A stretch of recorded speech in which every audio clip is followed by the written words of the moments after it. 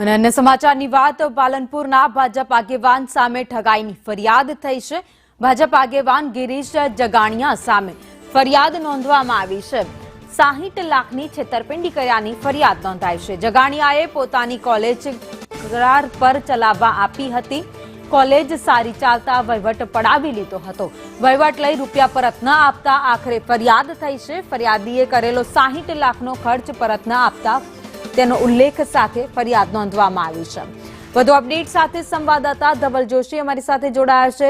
ધવલ, ભાજપ આગેવાન સામે ઠગાઈની ફરિયાદ।